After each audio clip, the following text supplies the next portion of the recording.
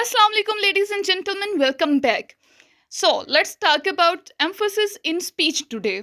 आज की इस वीडियो में हम बात करेंगे सबसे पहले कि emphasis है क्या, ठीक है। उसके बाद why, मतलब ये क्यों है, क्यों हमें ज़रूरी है emphasis को अपनी स्पीच में लेके आना, ठीक है। उसके बाद how, क्योंकि तीन मोस्ट इंपॉर्टेंट क्वेश्चन होते हैं, what, वाई, हाउ। तीनों क्वेश्चंस का मैं आपको आंसर करूंगी, कुछ आपके साथ टिप्स शेयर करूंगी, और डिफरेंट सिचुएशंस में like public speaking, normal conversation, तो डिफरेंट सिचुएशंस में किस तरह से डिफरेंट वे में आपने एक्ट करना है, डिफरेंट वे में एम्फोसाइज करना है, ये सारी चीज़ें आपको मैं आज बताऊंगी। तो चलें स्टार्ट करते हैं। The very first question is, what is emphasis? So emphasis is the act of giving special importance. इसका मतलब होता है कि आप किसी पर्टिकुलर वर्ड को, किसी पर्टिकुलर फ्रेज को, या किसी पर्टिकुलर आइडिया को बोलते हुए ज़्यादा इंपॉर्टेंस दो, ठीक है। उस पर ज़्यादा जोर दो या उसे ज़्यादा अटेंशन दो, ठीक है। तो उससे का मतलब होता है कि आप उस चीज़ को एम्फोसाइज कर रहे हो। फाइन। तो इससे क्या होता है, ये कन्वे करते हैं आपके जो उस पर्टिकुलर फ्रेज, वर्ड या आइडिया के साथ जो आपके इमोशंस जुड़े हुए हैं, उसका मतलब, उसकी सिग्निफिकेंस, यानी वो कितना इम्पोर्टेंट है, इन सारी चीज़ों को ये कन्वे करता है, ठीक है। उसके बाद वाई एम्फोसिस मैटर्स, तो इसमें ये एक तो हमारी जो स्पीच होती है उसमें डेप्थ और क्लैरिटी, ये दोनों चीज़ें ऐड करता है, ठीक है। हमारे मैसेज को ज़्यादा इंगेजिंग बना देता है और हमारे मैसेज को ज़्यादा इम्पैक्टफुल भी बना देता है। उसका जो इम्पैक्ट होता है वो ज़्यादा होता है, क्योंकि पता चल जाता है ना कि इस चीज़ पे एम्फोसाइज किया जा रहा है, तो ये चीज़ ज़्यादा इम्पोर्टेंट है, ठीक है। और हमारे जो लिसनर्स को ये भी गाइड कर देता है कि उन्होंने कौन से पॉइंट पे ज़्यादा फोकस करना है, क्योंकि जिन पे फोकस करने हैं हमने ऑलरेडी उन्हें एम्फोसाइज कर दिया है, ठीक है। सो अब हम देख लेते हैं कि टेक्निक्स कौन कौन सी हैं हमारे पास एम्फोसाइजिंग स्पीच की। तो सबसे पहले मैं आपको टेक्निक बताती हूँ वोकल वैरायटी की। इसमें पहली चीज़ आ जाती है एडजस्ट योर पिच। आप अपनी पिच को एडजस्ट करो, इसे बढ़ाओ या कम करो, ठीक है। किसी सर्टेन वर्ड पे इसे बढ़ाएंगे या कम करेंगे तो उससे क्या होगा, जो आपकी पूरी ऑडियंस है उसकी सारी अटेंशन उस पॉइंट पे आएगी, ठीक है। मैं जैसे अभी नॉर्मली बात करती हूँ और मैं कहती हूँ वोकल वैरायटी, ठीक है। मतलब अचानक ना एक चीज़ पे थोड़ा ज़्यादा जो है वो पिच आती है या कम कर देती हूँ, तो उससे क्या होगा कि जो ऑडियंस है वो अटेंटिव होगी कि ये चीज़ जो है ये इम्पॉर्टेंट है, ठीक है। उसके बाद है चेंज योर पेस। पेस कहते हैं रफ्तार को, ठीक है। तो जिस आप स्पीड में बात कर रहे हो उसे चेंज कर दो, ठीक है।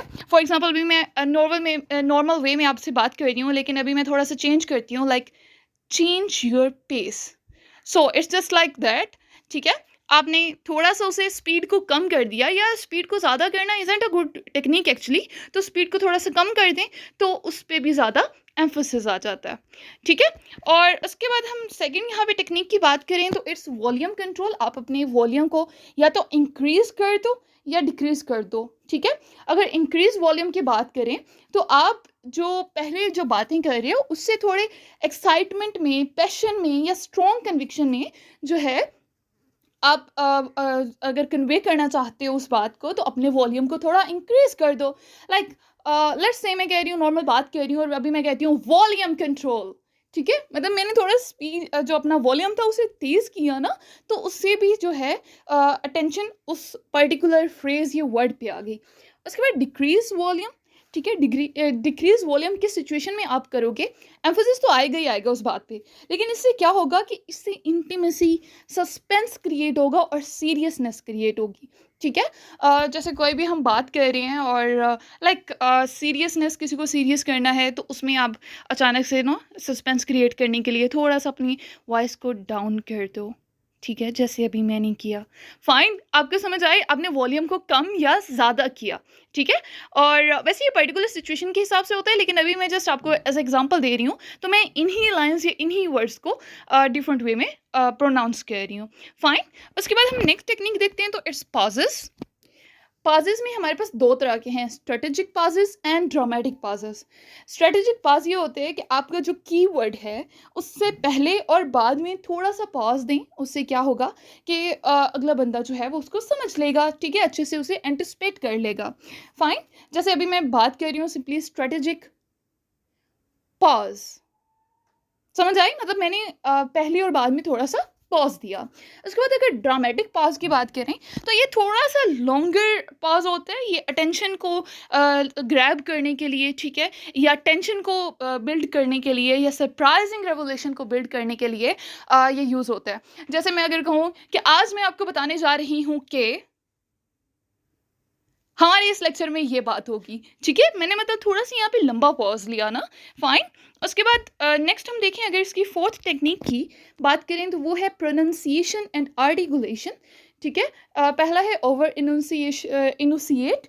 इसमें क्या है कि आप जो है उस पर्टिकुलर जो सिलेबल्स हैं उन पे उन्हें वेट देने के लिए आप ज़्यादा थोड़ा एग्जेजरेट कर जाओ, ठीक है। या फिर दूसरे में ये है कि आप उस वर्ड को थोड़ा सा जो है, स्पेशली जो वॉवल साउंड्स हैं उनको थोड़ा सा स्ट्रेच कर दो। स्ट्रेच का मतलब होता है लंबा खींचना, ठीक है, लेंथन साउंड्स, ठीक है, मतलब थोड़ा सा उसे लंबा खींचने वाली बात है यहाँ पे, ठीक है। वैसे यहाँ पे अभी ई का ही था, लेकिन अगर हम स्पीच की बात करें, नॉर्मली हम बोल रहे हैं स्पीच, लेकिन स्पीच, ठीक है, हमने उसे थोड़ा सा स्ट्रेस किया। अब हम बात करते हैं कि इसे अप्लाई डिफरेंट कंटेक्स्ट में कैसे करना है। पहले अगर हम पब्लिक स्पीकिंग की बात करें, ठीक है, तो पब्लिक स्पीकिंग में इसे कैसे आप कर सकते हो। आप स्टार्ट करो स्ट्रॉन्ग स्टेटमेंट से, अपनी ऑडियंस की अटेंशन को ग्रैब करने हैं। अगर आपने स्टार्ट में, तो आपको स्टार्ट हमेशा जो है ना, वो बहुत ही स्ट्रॉन्ग किस्म की कोई स्टेटमेंट जो है वो पहले बोल देनी है, जिससे आपकी ऑडियंस जो है वो थोड़ा अटेंटिव हो जाए। दूसरा, इसमें यूज़ रेपिटेशन। आपने जो जिस पे ज़्यादा एम्फोसाइज करना है, या जो ज़्यादा इंपॉर्टेंट चीज़ है, या जो इंपॉर्टेंट मैसेज है, उसे रिपीट करना है, ठीक है। ये नहीं है कि आपने मेन जो टॉपिक है उसे एक ही दफ़ा बोल के छोड़ देना है, ठीक है। जैसे मैं अगर एम्फोसिस की अभी बात कर रही हूँ, अगर मैं स्टार्ट में आपको बस टॉपिक बता दिया, उसके बाद बात करती जो एम्फोसिस का जिक्र ही ना करूँ दरमियान में, तो ऐसा नहीं करना। आपने इसे छोड़ नहीं देना, इसे बार बार रिपीट करना है। जैसे आपको आज पता चला ना कि एम्फोसिस इस लेक्चर में मैं किस पे दे रही हूँ, किस चीज़ को एम्फोसाइज कर रही हूँ, वो है emphasis in English या in speech, okay। सेकेंड है कन्वर्जेशनल एम्फोसिस। अगर हम बात करते हुए हमने एम्फोसिस देना है, किसी बात को एम्फोसाइज करना है, तो उसमें गेस्चर्स एंड बॉडी लैंग्वेज, ठीक है। गेस्चर मतलब आपके जो हैंड गेस्चर्स हैं, आपके जो फेशियल एक्सप्रेशंस हैं, ठीक है, ये भी आपके एक तरह से स्पीच में बहुत ज़्यादा कंट्रीब्यूट कर रहे होते हैं, ठीक है। तो बात करते हुए आप जो है स्पेसिफिक गेस्चर परफॉर्म करके बता सकते हो नेक्स्ट पर्सन को कि ये ज़्यादा इंपॉर्टेंट है। उसके बाद है आई कॉन्टेक्ट। आई कॉन्टेक्ट जो है ये बहुत इंपॉर्टेंट होता है एम्फोसाइजिंग में, ठीक है। ये एक कनेक्शन बना देता है आपके दरमियान, और आपके जो वर्ड्स हैं उनका इम्पैक्ट को इंक्रीज कर देता है, ठीक है। अब मैं यहाँ पे कुछ टिप्स की अगर बात करूँ तो प्रैक्टिस मेक्स परफेक्ट, ये तो आपको पता ही होगा, ठीक है। Practice practice and practice. पहली बात है रिकॉर्ड योरसेल्फ। आप क्या करो, जब आप कोई भी स्पीच आपने देनी है तो पहले आप उसे खुद एक दफ़ा सारी करके उसे रिकॉर्ड कर लो, ठीक है, और बाद में उसे बार बार सुनो कि आपने कहाँ पे मिस्टेक की है, आपको क्या इम्प्रूव करना है। और रिहर्स मतलब आपने स्पीच या कोई भी पब्लिक स्पीकिंग आपके कोई भी एक्टिविटी है वो करने से पहले आपने उसकी रिहर्सल लाजमी करनी है, ठीक है। उसके बाद दूसरा पॉइंट यहाँ पे है नो योर ऑडियंस। आपको अपनी ऑडियंस का पता होना चाहिए कि आपकी ऑडियंस जो है वो आपसे क्या एक्सपेक्ट कर रही है। जो एक्सपेक्ट कर रही है उसके हिसाब से आप अपने स्टाइल को बना लो। उसके बाद है इमोशनली कनेक्ट, ठीक है। इमोशनली कनेक्ट में आपने एम्ब्रेस ऑथेंटिसिटी, ठीक है, आपके जेन्युइन इमोशंस होने चाहिए उस वर्ड्स के पीछे, ठीक है।